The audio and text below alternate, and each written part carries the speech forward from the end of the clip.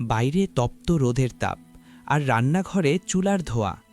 রাইসা অনেক সময় নিয়ে পরম যত্নে সবার জন্য নাস্তা আর চা তৈরি করেছে। ড্রয়িং রুমে শ্বশুর শাশুড়ির সামনে সে ঘামে ভেজা মুখ নিয়ে যখন নাস্তা পরিবেশন করল, তখন এক মুহূর্তের প্রশংসা তার সব ক্লান্তি ধুয়ে দিতে পারত।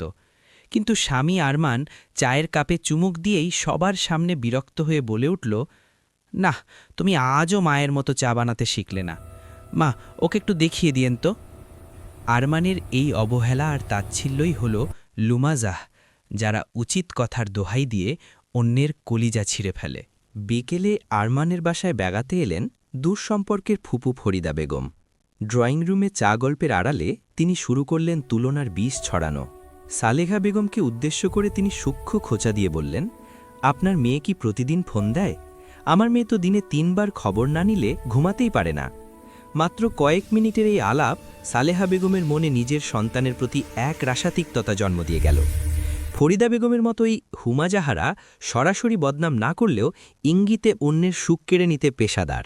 ফরিদা ফুপু চলে গেছেন, কিন্তু রেখে গেছেন অশান্তির আগুন।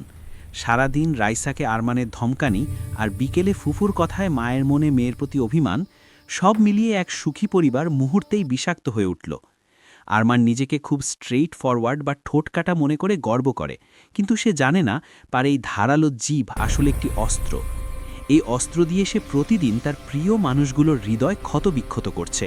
অথচ ইসলাম বলে যে অন্যকে তুচ্ছ তাচ্ছিল্য করে তার জন্য অপেক্ষা করছে কঠিন ধ্বংস। আল্লাহ সূরা হুমাজাতে এই মানুষদের কঠোর হুঁশিয়ারি দিয়েছেন, যারা মানুষের মুখের ওপর অপমান করে কিংবা আড়ালে কুৎসা রটায়, তাদের গন্তব্য হবে হুতামা। আজ সময় এসেছে নিজের জীবকে নিয়ন্ত্রণ করার। আসুন আমরা একটু নরম হই, একটু সহনশীল হই। মনে রাখবেন, আল্লাহ যাকে নম্রতা দিয়েছেন তিনি পৃথিবীর সেরা নেয়ামত পেয়েছেন। আজই ক্ষমা চান তাদের কাছে যাদের আপনি তুচ্ছ জ্ঞান করেছেন। জিভের এই ধারালো কস্ত্রকে ভালোবাসার চাদরে ঢেকে ফেলুন, তবেই পরিবারটি আবার জান্নাতের টুকরো হয়ে উঠবে।